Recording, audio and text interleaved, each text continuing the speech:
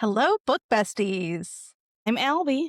And I'm Nikki, Welcome to Backstage with the Book Babes. where we spill the tea on the secret lives of your favorite romance authors.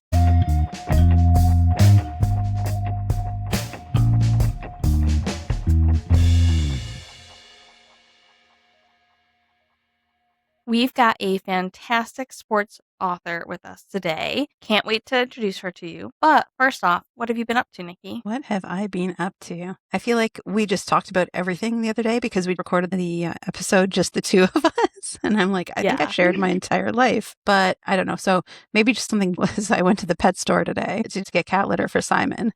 And of course, they had kittens there. They weren't too big, but they were not too small either. They didn't have their mom with them. And there was a tuxedo one with little boots. And its name was Blueberry. And I totally wanted to bring it home, but I'm not allowed to have another cat. What if you got the same type of cat as Simon, so they look alike, and then your husband would never know? Yeah, because Simon's not at all distinctive. He's got this little dot behind his head. He's got this weird little turtle butt pattern. Like, he would be hard to replicate. That would be a challenge. Yeah. Yeah. You'd really have to earn that second cat. Yes. Yeah, exactly. It'd be like a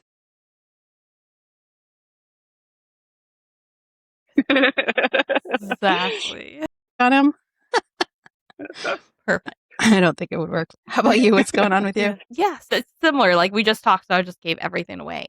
But I am starting to put up the first episodes of my next roller derby romance on my Ream account. So people can read ahead on the combat juggling romance, which doesn't come out until August of next year. And then also they can read ahead for my next roller derby. Everything's alpha draft, so there are mistakes in there. Things will change. But if you want to see the early versions, you can see that. Video. So what are the names of your main characters in your roller derby?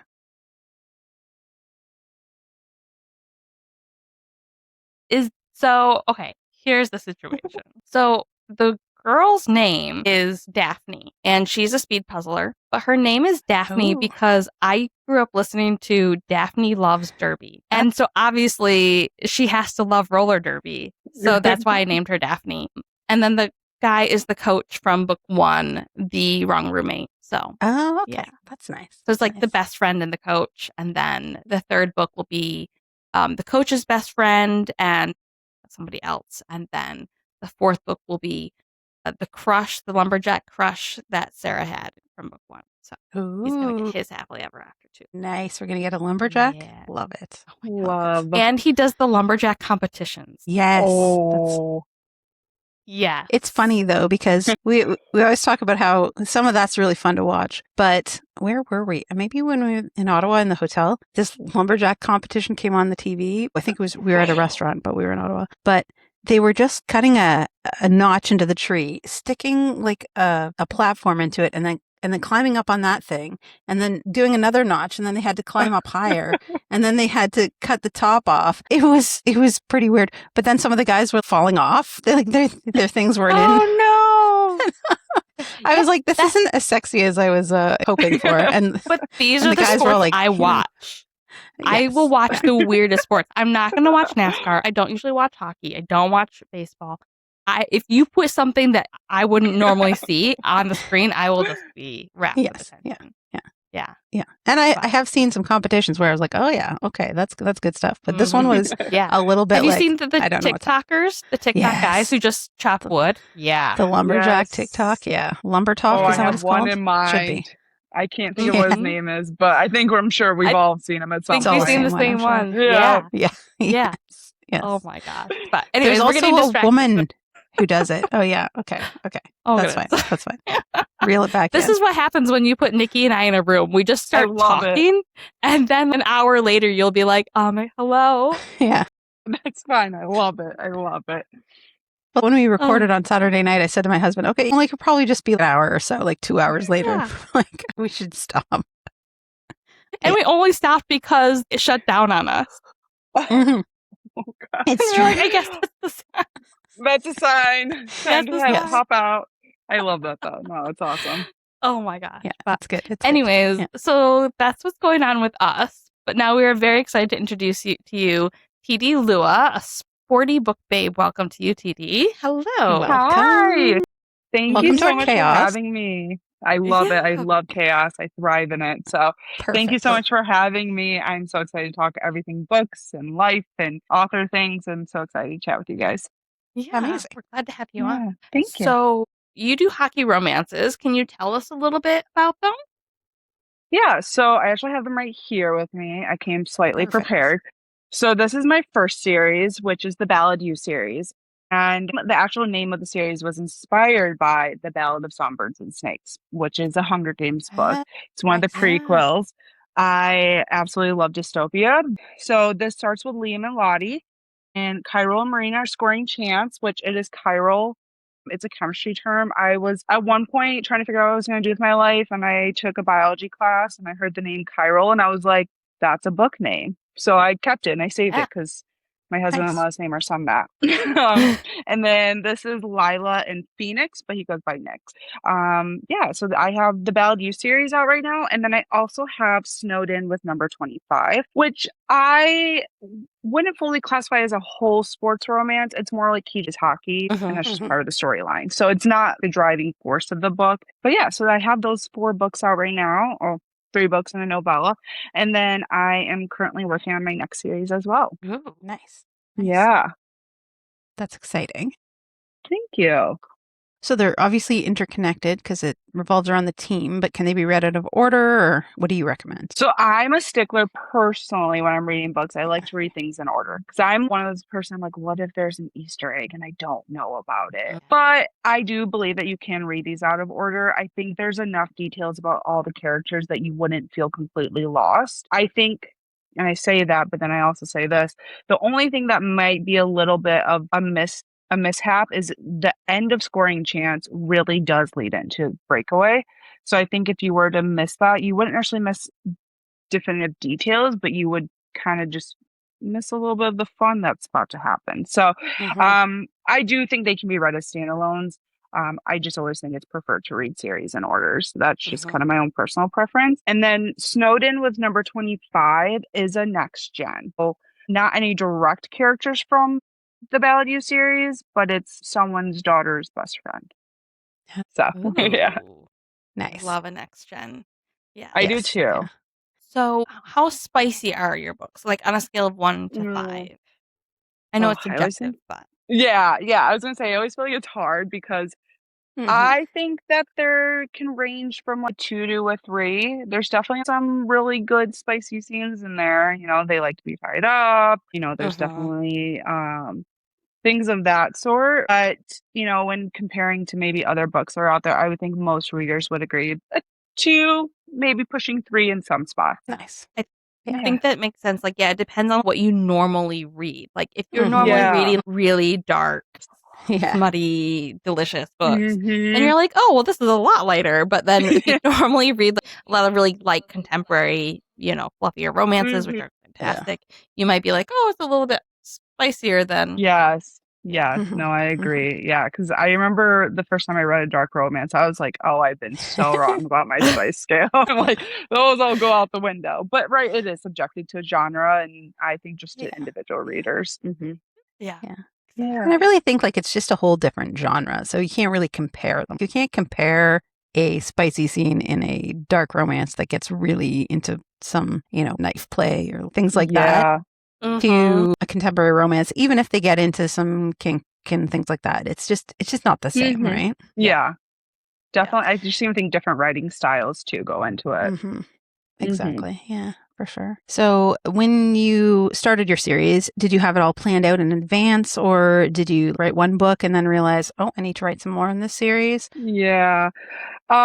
So a little backstory on how I started my author journey. I never anticipated to start it. I actually had plans to kind of start something called the book exchange or the plot exchange, where maybe people who didn't feel like they could confidently write a whole book could offer up their plots, ideas, characters to authors who maybe were in a writing slump. And I had pitched Liam and Lottie in Freezing the Puck to Eloise Tynan. And she's going to hate that I do this because she hates it every time, but I owe so much to her because she literally looked at me and was like, you need to write that book. Nice. So when I started Liam and Lottie, they had just been circulating in my head for a long time. I was kind of one of those kids who always was in fantasy world and like thinking of books and stuff of that sort. So when I started Freezing the Puck, I had no anticipation to go anywhere but Freezing the Puck. And it wasn't until Marina and Kyril and Lila and Nyx came into the play that I was kind of like, maybe I can keep going. So, it was really after I published Freezing the Puck, I was like, no, the fingers are itching. Like, let's get back to writing. So I had no anticipation moving forward. And especially after Freezing the Puck, I was like, one and done. I'll throw it out into the universe and who knows? Like, and then here I am, 3 books deep, a novella, and I have a whole backlist of nonsense that hopefully one day will become something. Nice. I love it. I always think it's interesting people who do the one book and done. I'm like confused in like in a really nice way because I start writing the book, the same thing. You're like, oh, and then this character takes off and does something. You're like, well, now I got to go follow this character to another book and another series, and it's like once you do one, you're like, well, now I need more. Now I need all of them. It's always a never ending person. Right? Yeah, Never no, ending it really is. Well, and I think for me, I'm even like this with TV shows. My husband and I are currently watching Designated Survivor, and they stopped producing it halfway through the 3rd. And I'm like, how can you do that? So for me, I'm like, I need to know where all these characters are going to end up. And then, of course, those characters have kids and best friends and cousins. And I'm like, wait, let me just keep going. So I don't forever see myself stopping. I think I will continue in the same universe for a very long time. Yeah. Nice. Yeah. Yes. I love it. So now you are doing Ballad University next season. I see that you have at least one up on pre-order. What can you tell us about this next season? Do we get any behind the door hints that you haven't shared yet? So obviously it's going to be a series. I haven't officially announced that. It is going to be a 3-book series, and it is all people you have met before in the previous books. So, especially at the end of Breakaway, I'm trying not to give too much away. The end of Breakaway, you get such a little tiny tidbit that you never, like, until you read their book, you're going to be like, holy shit, it was there the whole time. So I'm so excited for this. Yeah. So the whole idea behind it being called Ballad U next season is that it's going to be the juniors from Liam, Kyril, and Nyx's year who are now seniors. So yeah, so there'll be some familiar faces, some new faces, which this time around, like I love that Ballad U was 3 best friends falling in love with 3 best friends. This time I wanted to change it up a little bit, maybe make them, have different people from different realms of their life kind of come into play. Nice. That's awesome. Yeah. This thing, you can do so many different things within those type of found families that you can just be like, oh, we're going to pull this and we're going to pull that. And that's awesome. Although I've had to make a family tree, I almost made siblings date, and I was like, ooh. Yeah. A little bit of a problem there, yeah. That's the thing. Especially if you're writing in like a one universe, sometimes your branches get like, okay, then they know this person, and then like so you get the names right too. Yeah. Yes. Yeah. Going back and figuring out everyone's eye color and hair color. I know. Numbers in hockey too. I was numbers, heights. Like I don't know why we're all obsessed with putting heights in, and then I'm like, I don't know, were you 5'2"? Have you shrunk? Are you 5'6" now? I don't know. Like I just can't keep anything straight. They grow over the season. Yeah, right. That's realistic, I'm sure. Yeah. Well, I mean, they're still in college. If they're still in college, definitely, there's room for growth for sure. For sure. I'm trying to be better about that with my books I'm working on now. I'm trying to at least after I've written go back and be like, okay, these are the people, these are their things, because I know there's going to be a series after, and I'm going to have to remember those things. That's something I'm learning how to do because my bro series is all standalones, so they don't know each other at all. So it's all different guys each time, and so I've never had to deal with this. And now that I'm moving into a roller derby series where it's some of the same characters, I'm like, oh my gosh, I have to keep track of this now. Who's in charge of this? Yeah. That's so funny. Yeah. I have a whole Google Doc, and it's literally just book, character, Brilliant. random description. And Yes. yeah, it's the only way I can do it. Yeah, I do that after. I'm bad about doing it before, so I've been doing it after as I go through my edits and then send it to the editor, and then she's like, "Okay, well, maybe this too." Yeah. Yeah. That's smart. Yeah, I got in trouble with my last book. So my main character had like 4 eye colors during the book. And I was like, "Yeah, I should probably fix that." It's always the dang eye color, you know? It's hard to Seriously. keep them straight. Exactly. And there's only so many to pick from. So you're like, I don't know, I probably picked blue, hazel, I don't know, one of those. Yeah. Yeah, one of those colors. It's fine. It's fine. That's why you can pick hazel, though, I've discovered, because it can be all the different colors. So it's a good one. That's brilliant. They look blue in this light, smart. You know? So all my future main characters will have hazel eyes. That's it. Yeah. I love it. Oh Love it. Probably not a good idea, though. So you said you have a Google Doc where you keep track of your characters and all that sort of thing. What is the rest of your process like for writing a book? Are you a plotter, pantser? Do you start with the scene or the character? Like, where does that come from for you? Yeah. So as I mentioned earlier, I love chaos. So I am just chaotic. I don't outline. I don't really. I've always said my characters write themselves, and that has definitely led me to really confuse things. And shout out to Steph CR, because that girl is so type A and organized. And I look at her stuff and I'm like, man, I need to be like that. I just can't. It's on my brain. But I definitely think a lot of the times it starts with characters. I am currently working on a 2nd-gen book, and it's probably the first book where it was more of a scene. I saw something when I was out on down in Gulf Shores on spring break. I saw something, I was like, that's a book. So normally I start with my characters, and I have a small idea. You know, I normally know the beginning, middle, and end. But from all the in-betweens, I just kind of type and I go and I just kind of let things fly. I realize when I have an outline, it really almost stresses me out, because I'm like, okay, I really need to get to point A to point B to point C. And I'm like, it forces it too much for me. So I really just kind of go. And when I have an idea, I have like, and I use so many different things because chaos.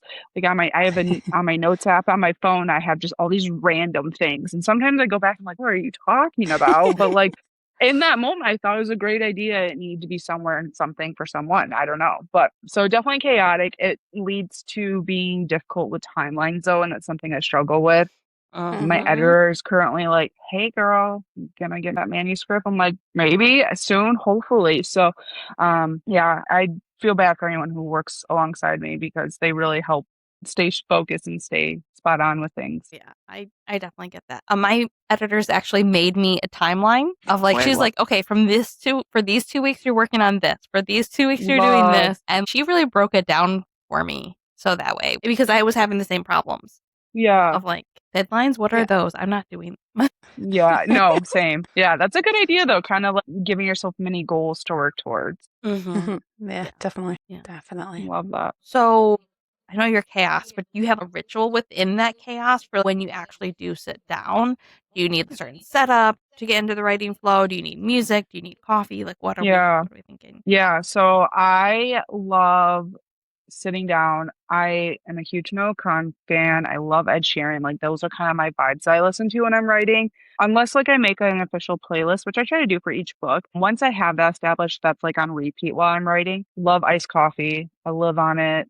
Put it in my grave when I die. So that's my go-to. Normally I just need to sit. I also find my cousin calls it body doubling. I don't know if that's a known term, but when like, yeah. So I like when I meet up with Trinity a lot because we live close to each other, and there's something about when I just sit down with her, we literally don't talk. But there's just something about working alongside someone that I can be so efficient. I think when I'm just at home, it's like I only get 30 minutes maybe of silence where I'm jotting things down, or I'm like, oh, I should go do the dishes or whatever. So I find just being out of the house, nice iced coffee, good music, and I can just go with it. Yeah.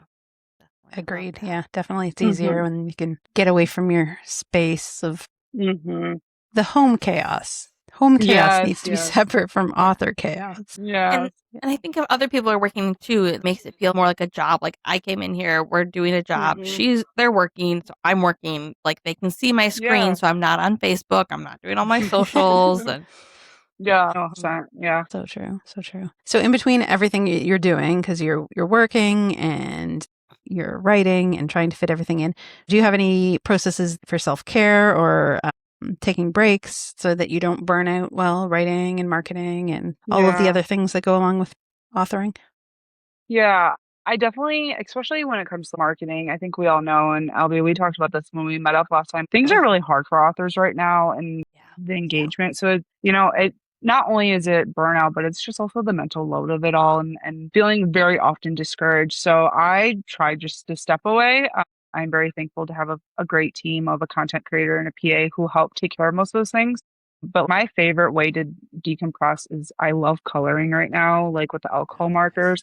Love doing that. I'm really into just audiobooks right now. So my favorite time of day is, well, not favorite time because I love spending time with my son, but when he gets to go down and I get to throw in some headphones, listen to whatever I want to listen to, and I'll just color for hours. Like my husband will come in and be like, "Hey, you ready for bed yet?" And I'm like, "Nope, one more page, please." Like, so I find that it needs to be something that's so mindless, and you don't really have to think too hard about it and you can just go. I feel like that's my best case of taking care of myself. It's just really giving me myself that space to just relax and not have to think too hard about things. Nice. Yeah, That's good. that's awesome. And so, in order to ensure that you don't burn out and that you do have that self care, do you have a schedule that you've made to be like, okay, well, on these days I write, and on these days I do marketing, and because I know you're a parent, and I think you have a full time job too, and so how do you balance the schedule Yeah. of everything?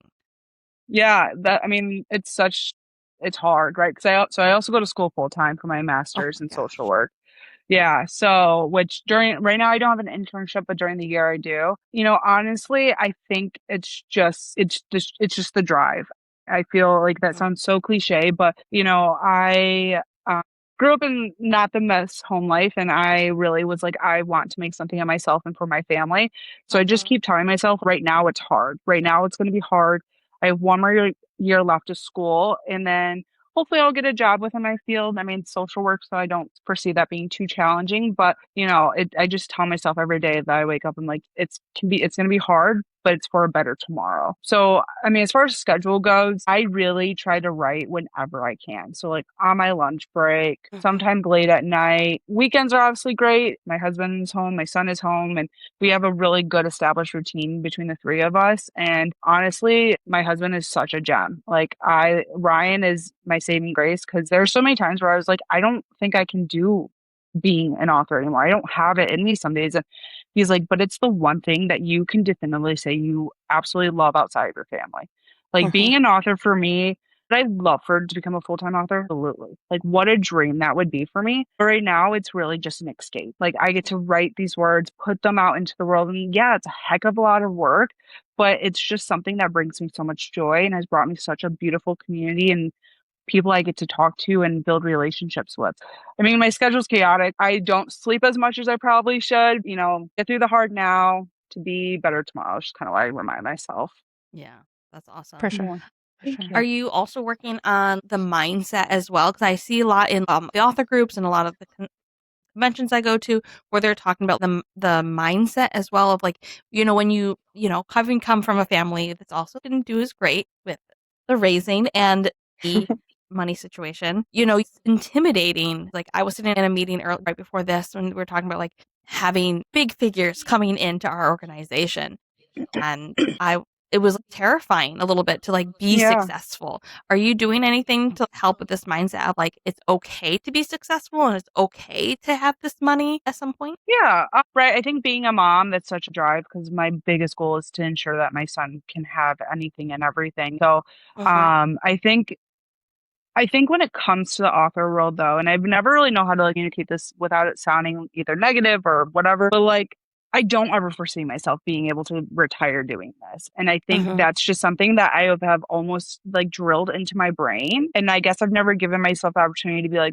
maybe I could. Like, maybe this could be something for me. And, I think that also just kind of stems back to never anticipate going past freezing the puck. I was always like one and done. And so sometimes when I'm sitting here, I'm like, man, like I'm doing this. And right, they say, what is it? It's like 1% or 10% of people actually become a published author. So when I read things like that, like I'm so about motivational things, especially like on Instagram or Facebook. I have them all over the place. And it's like, man, you did the damn thing. Like you have. And I think that's just kind of the mindset I do need to push myself into a little bit more. It's like, this is achievable. I could do this. I just need to believe in myself a little bit more to do it.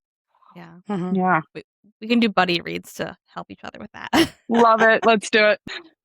Yeah, it's definitely, it's a lot, right? Like it's a lot. And there's days that can be discouraging and there's days that can be amazing. And you just have to take it one day at a time sometimes, right? Yeah, absolutely. Yeah. So speaking of the amazing days, we saw that you participated in a hockey night earlier this year with the Griffins. You want to tell us a little bit about how that went and whether you do it again? Yeah, so that was amazing. It was hosted at Pages and Grapes, which is a small bookstore in the Grand Rapids area. So there's a couple things that were different as far as it was initially supposed to take place at the arena. There was some challenges that I know the staff and Jillian kind of faced with the management. I guess there just wasn't going to be enough space or enough time for us to really sign any books, But overall, the event was amazing at Pages and Grapes. I would absolutely do it again. I love the AHL level of hockey. I don't know. There's just something about it. I think it's just a little bit more nitty gritty. It's more hometown too. I feel like so it was awesome to be able to do that. I met so many amazing readers. That was really like my first event in a local area of where I live. So it was kind of cool to actually meet people that I'm like, oh, like you're from around here. I actually can know you and hopefully see you again in other events and things like that. So I would absolutely do something like that again. I really hope something does get set up again with the Griffins. That would be great. Otherwise, there's ECHL teams or AHL teams. There's Detroit Red Wings, which they're also getting at PWHL, and I'm like, someone should get on that. But yes, if I had the time and capacity, I would, but just not right now. Yeah. No, it was an amazing event, and Pages and Grapes, shout out to them. They are such wonderful owners. They are wonderful people, and they always do amazing things. Yeah. Nice. Yeah, my town's getting an AHL team and a PWHL team the next season, so I'm pretty excited about that. Yeah, we just got a brand like a stadium downtown just got a big huge renovation. So this is kind of it just like reopened last year and now they're bringing in these awesome teams and I'm really excited, especially about the PWHL team. Me too. Yeah. Awesome. Yeah. So having done these more intimate nights and then also some bigger book conventions, do you have a preference of like if you had to choose between an intimate hockey night and then a big book convention, which would you choose? Man, probably the intimate setting more. I just think it was, because afterwards, all the authors or most of the authors got together and some of us went to the game and some of us went to dinner. And I think that was also really nice because, I just don't feel like many of us get the time to actually sit down and talk shop or just talk life. And so that was really nice. And like I said, I loved meeting people that were like local to my area. But, I also love the bigger conventions. I think there's just obviously so many people that you get to interact with and meet. But I think intimate is definitely my favorite. And it would be something I'd be more prone to do more often. Yeah. Definitely. But then speaking of the bigger one, you're going to be at Sports Romance Con again in 2027, as am I. Yay! What is your favorite thing about being surrounded by so many people who love sports romance? Yeah. So before I ever really started reading or becoming an author, I was an athlete. So I played soccer and I swam my whole entire life pretty much until I was injured.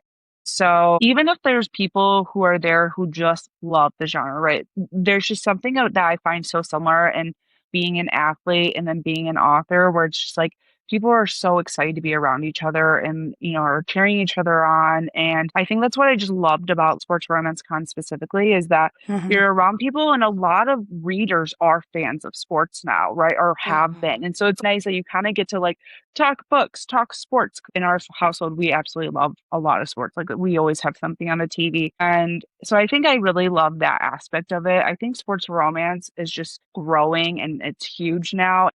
you know, especially seeing all the different kind of sports that are starting to come into play, like roller derby, like that's amazing. I think that's so cool. It's just, you know, it's fascinating to see all of these people who just have this common love of sports romance come together. It's my favorite. Yeah.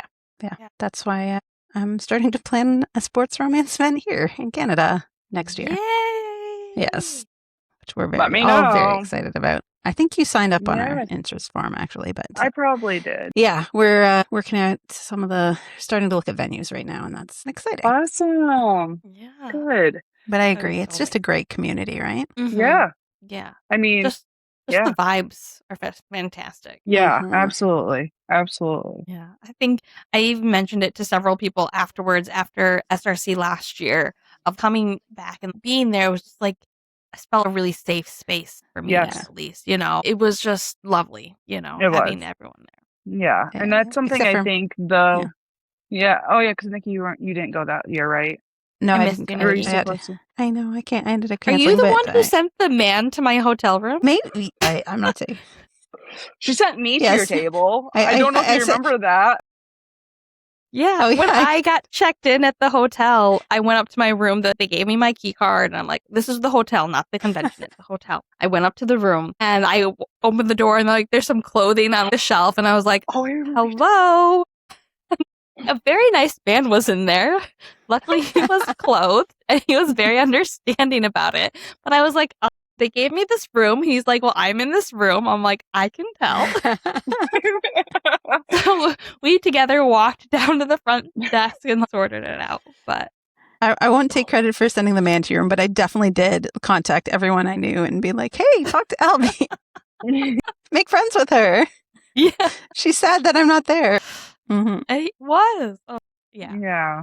But this year we'll No, be there I'm together. I'm so excited for this year for them. And the girls who run SRC, they're just They're just phenomenal. Like, They're amazing. so nice. Yeah. yeah, and I really think they strive to be so inclusive and really try to just pull in as many people as they can. I think they just do such a great job. Yeah, I'm Yeah, so proud of definitely. the three of them. Yeah. Definitely. Yeah. And when this goes live, those advance limited tickets will be available. So we'll put that link in the bio for those as well. Yes. Yes. Everyone listening, you should come visit us at SRC Yes. 2027. Yes. And they do I'm so coming many all the way from fun Canada. extra things. Yeah. Are you flying? Yeah. Are you gonna? Yeah. Okay. Yeah. That'd be quite a drive. Yeah. It's like, it'd be quite a drive. Yeah, because for us, it's like 8 hours, I think it was. Yeah, and 8 or thankfully 9. it's in June this year. Yes, So, because no, I was in a knock on wood. snowstorm coming back, and that was Me too. Yeah. scary. Yeah. Yes. Yeah. June will be much better. Yeah, I think you were right before, like right ahead of me. Or right No, I between think me. you were the first one. It was like you, myself, and Trinity, and then Steph was behind. Like it was the three of Yeah. us. But yeah, Oh my gosh. Yeah. No. it was so bad. Yeah. We drove to Not did that Ottawa part of it again. for a book thing, but we brought our whole family. Like that was just last week, a couple weeks ago now. I don't. But it was like a 5.5 hour drive, and I think that's about the max that I would drive for a book event. Yeah. I mean, I could drive to you. I could drive to Grand Rapids and probably be like, You just drive to me, and then we'll drive together. There you go. Exactly. Yeah, I can have a break, just stay there the night, and then yeah. Oh my goodness. Yes, you did 2 trips. Yeah. Yeah. Speaking of other events, and because SRC is a little bit of a ways off, it's not until June 2027. Do you have any other live events coming up that are a little bit sooner, maybe, where readers could meet you? Yeah, so unfortunately not this year so far. I've signed up for a couple of things for mostly 2027. With going into my last year in my master's program, I was like, I really need to kind of lighten my load a little bit. I love events though. I just feel so at home at them. So I'm kind of sad about it, but I'm hoping so I graduate August of 2027. So like after that, I've already prepared my husband. I'm like, I'm going to book my schedule. I want to be at these things. Like, you know, I hear just about how amazing so many of these other events are. And so I'm excited to see what I have in the future. And I hope to go a lot more. But as of right now, no, I'm just kind of keeping it easy. Like SRC is my one after last year. I was like, every year, if they'll have me, I'll be there. So yeah, that's kind of my one big one that I hold out for every year. That's awesome. Yeah. It's kind of the same in terms of traveling to the States. I'm not really traveling to the States too much right now, but for SRC, I will. And for Vegas. Yeah. Because we're going to the author conference in Vegas in November. And then they have a Reader Nation. They have a reader event at the end of it. So that's where Albie and I met. So it's really our place. Oh, yeah. I love exactly. that. We'll always have Vegas. You know how some people always have Paris, but we'll always have. You always have Vegas. But there is an Eiffel Tower in Vegas. So well, the hotel that we stay at there is the Horseshoe, and it's attached to the Paris. And now the conference is all in Paris now, right? Did they switch the whole thing? This is the last year in Horseshoe, and then we're gonna switch to Paris. Okay, that's good then. I'm glad we're going to stay in Horseshoe because it's so nice to be so close to, the conference rooms and stuff when you're staying in. Because then you can go up to your room, to the bathroom, or have a break if you need a break. Yeah. Because we looked at amazing things about that conference. Yeah. Oh, yeah. Yeah, we went the first. I was going to say the year that we met, it was the last year that it was the 20 Books conference. Yeah. And then we went the next year, and that was the first year that it had switched over to Author Nation. So it's like new management. It's a little bit different, but it's still great. Yeah, it's still great. Still changing things up. And I think like with all conventions, especially ones where you go to learn, I think as you become more entrenched in the author community and you're like, okay, well, I have all these things down pat, it becomes harder to learn new things, or the things that you learn in sessions, or maybe I got this one thing out of it, or maybe I just got this little bit here. So I think that's the challenge with going to the same ones regularly, but I know that they're trying to do something about that this year by making them different levels of sessions, but... Awesome. Sorry? Oh, no, I just said that's awesome. Yeah. Oh, yeah. So, but I think the best part is meeting other people. Yeah. And the conversations that you have in between. Like you said, when with you guys going to dinner or whatever instead of the game, or, just meeting other authors and really talking shop and like brainstorming and things that you wouldn't have thought of before on your own. Yeah, absolutely. Yeah. And there's just something about being surrounded by the other authors and stuff. There's a lot of inspiration. There's a lot of, you leave feeling like, ready to go kind of and reinvigorated. So there's that aspect of it too. Yeah, absolutely. Yeah. So as for your own writing, are you planning on staying in the sports subgenre, or do you ever see yourself branching out into other subgenres of romance? Yeah. So as of right now, I only plan to do sports romance. Oh, there is a character in Scoring Chance that is a little bit tied to Secret Society. And man, do those books have my heart so much. It's a genre I really love to read. So maybe one day Mr. Hall will get his own book. I'm thinking maybe it could even be a novella, kind of ease my way into it. Like I mentioned before, like I just write really short, sweet, spicy books.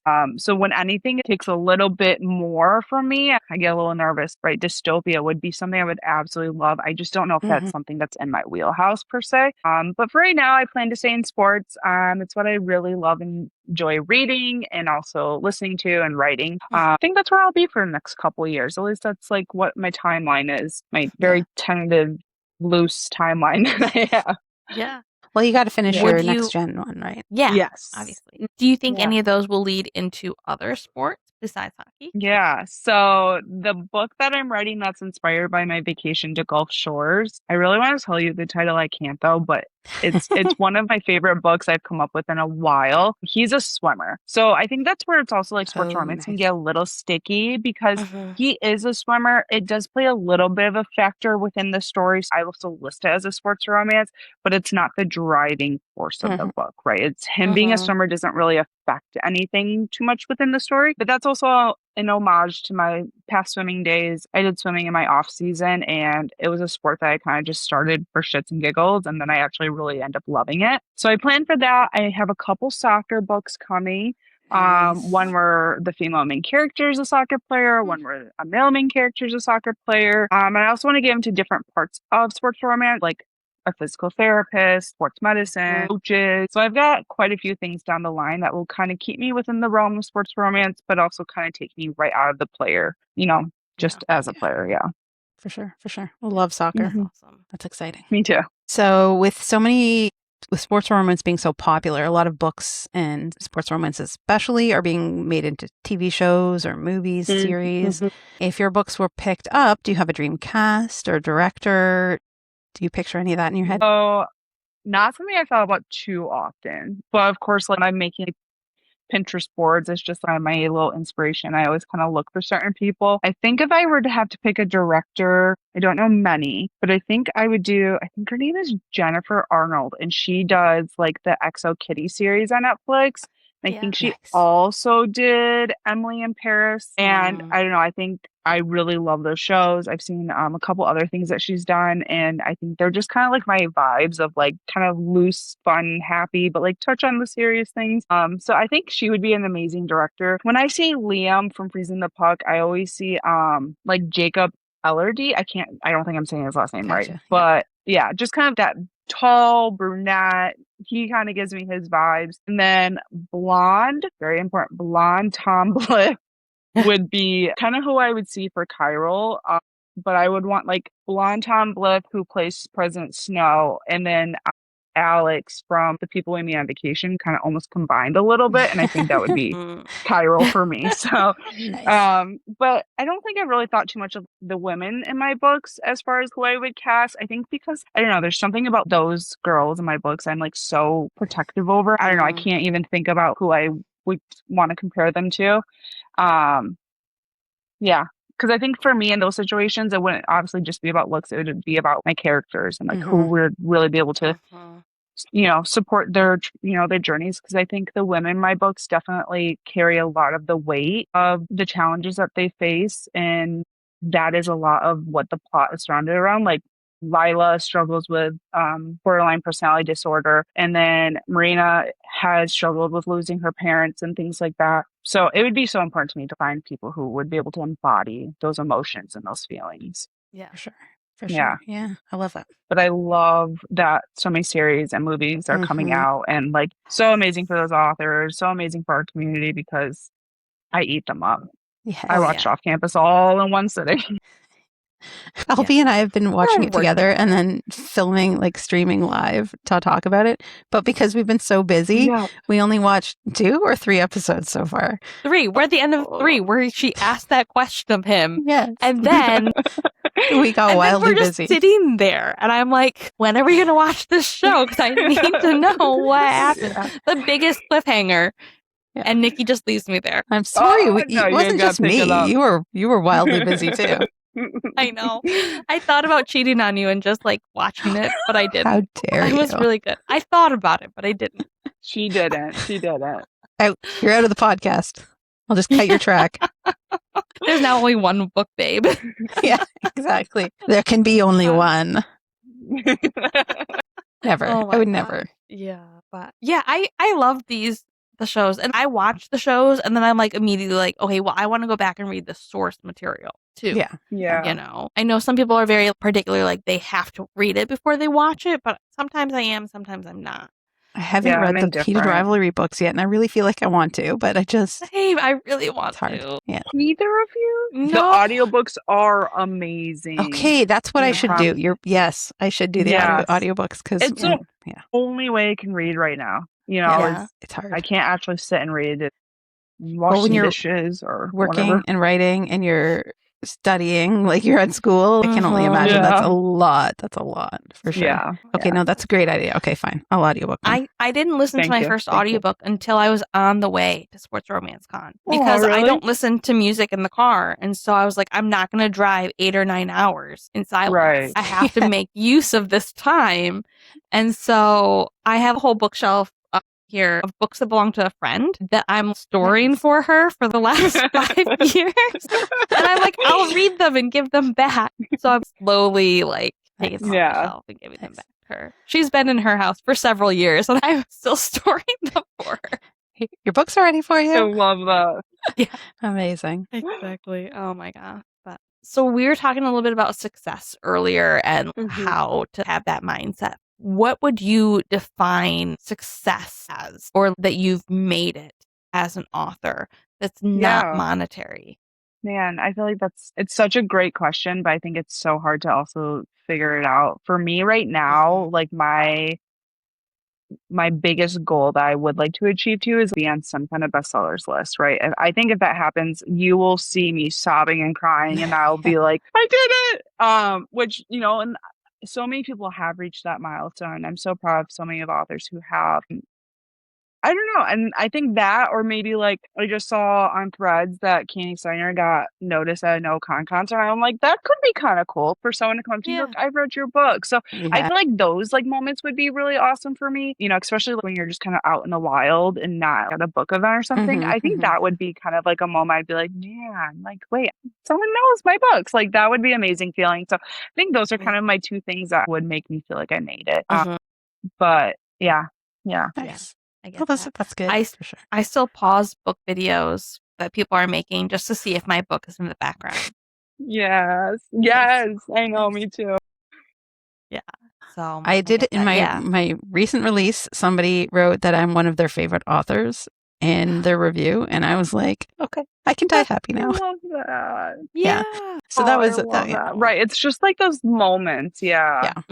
Where like, you know, and I think especially when you go from like reader to author, which so many people do. And, you know, I think it puts in perspective. Like I was like, I loved on my authors that I did. And I have some people that are like that with me too. But when someone's like, you're my favorite author, or like, this was one of the best books I read this year, I'm like, yeah, mine? Me? Like this book? Are you sure? Are you sure? Yeah. Okay. That's what are you it talking is, to the right? person behind me, maybe? Yeah. You just look over your shoulder. Yeah. That's the old imposter syndrome just kicking in there, right? Yeah. It's hard. It's a bitch. For sure. It is. Okay, now if you were to turn the tables on the readers, what's one question you'd like to ask readers? So for everyone listening out there, we'll post this on our Instagram to answer, or you can comment on the YouTube video. Question for readers. So I want to make this maybe a little niche. So sorry if this isn't your genre, but if you made this far into this video, that's awesome. But I feel like what I would love to know is, why do readers love sports romance books? I think that's always like such an interesting thing to me, because, you know, I love it because I love the dynamics of the characters, but I'm always curious of why other people really love this genre, you know, are the driving force of why it keeps growing and growing and growing. Yeah, that's a great question. I like that. Thank you. And then we have one final question for you. We often hear that this is the hardest question. If you could read any trope for the rest of your life, what would it be? I feel like this answer changes every day. Yeah. Simon. If I could read one. Oh, hello, Kitty. I think I'm going to say Brother's Best Friend. Good. There's a level of like angst there. You know, it's like the hiding of it most of the time. Yeah, no, I think that would be my favorite. That's a good one. Yes. Definitely. Love that. Love a brother's best friend. Me Perfect. too. Well, thank you so much for coming out and letting us peek behind the curtain of your author life, TD. Can you let our listeners know where to find you and join your reader community? We'll post those links in the show notes as well. Yeah. So I am on Instagram at TD Lua _author. I am also on TikTok. It's just TD Lua author. I'm currently working on a website, and I am revamping my Facebook group. So those are under commission right now, but once they're up and live, I'll come back and add those into the comments. Perfect. We also want to remind our listeners that you can pre-order The Neutral Zone, which is book 1 in the Ballad University Next season series right now. And if there are any questions that you feel we should have asked and failed to, drop them in the comments below. Thank you so much. Awesome. Yeah. Thank you. Thank you so much for coming on. It was great having you. Thank you. It was amazing. I cannot wait to see you both at Sports Romance Con. We'll have to get together. It'll be fun. Yes, definitely. We'll see you there. We've had a fair few authors on. We'll probably have a few more SRC authors on this year. So we can have a little Book Babes reunion for sure. Do it. All right. Bye, guys. Thank you so much. Thanks for getting dirty with us. If you had fun, leave a review on Apple, Spotify, or wherever you listen to your podcasts. New episodes will be released every Wednesday, and we've got an amazing lineup of authors to share with you. If there's someone you'd love to see on our show, or you've got burning questions for your favorite authors, send us an email to backstagewiththebookbabes@gmail.com, or leave us a comment on our social media accounts. You can find us on Instagram, Threads, and TikTok, Backstage with the Book Babes.